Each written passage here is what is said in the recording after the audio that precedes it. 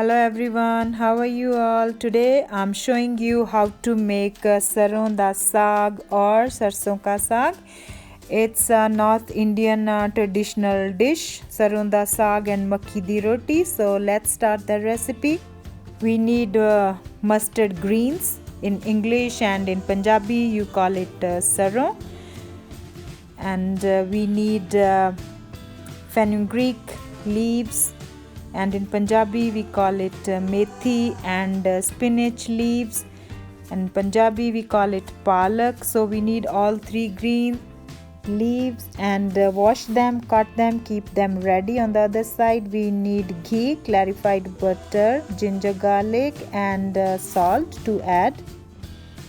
I personally make it in a pressure cooker. So take a pressure cooker, put your all three greens, put them in the pressure cooker.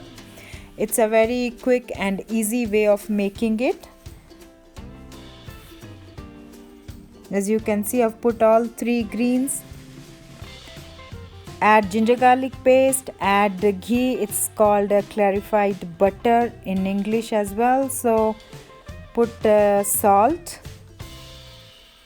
Don't put too much salt. We can add salt later according to our taste. Add water. I'm adding hot water. You can add any water, and then mix things well and close the lid of the pressure cooker.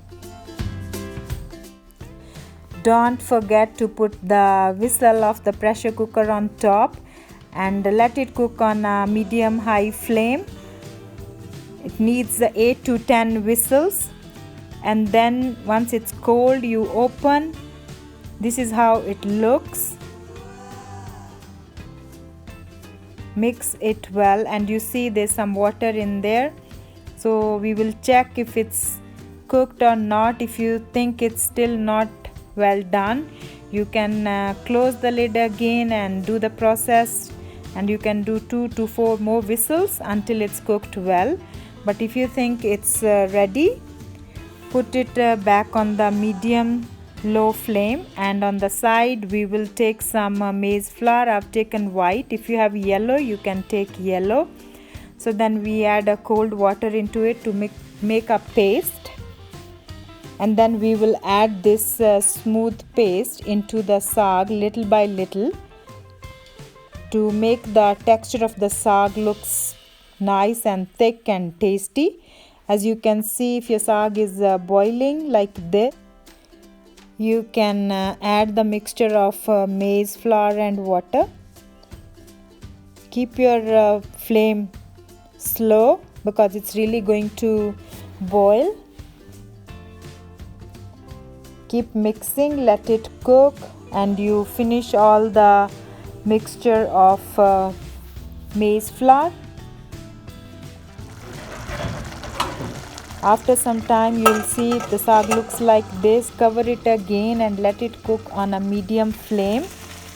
It's still cooking. As you can see, it has changed. The texture has become thick.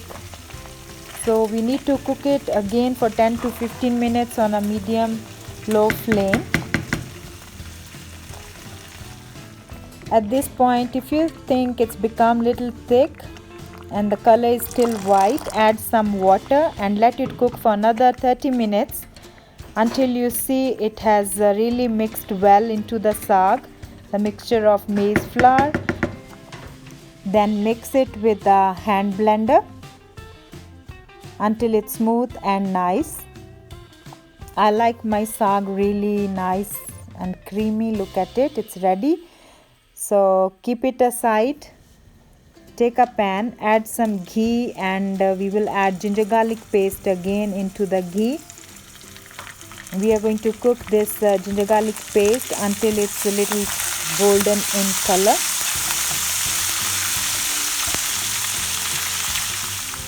As you can see, the color of ginger garlic has changed. It's become a little golden. We will add the chopped onions. We will cook them until they are well cooked.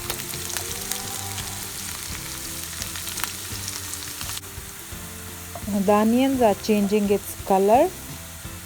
I like them really golden. So I'll make sure they are crispy and golden in color. They're almost there. So once it's ready, I'm going to pour the saag mixture to the tadka I've made, and you can check here the salt if you want to add more, and you can add green chilies if you want. You can put as much as saag you want in this masala and then let it sizzle again in the pan, and it will get mixed up, and the flavor of the onion and ginger garlic is really going to make this saag very delicious. So it's not very difficult to make saag. Some of my friends requested for this recipe, so especially for those, Mamta and Nidhi, I know you people really wanted this recipe, so it's now there. Make it and enjoy this saag at home with your family. Thank you so much for watching my videos.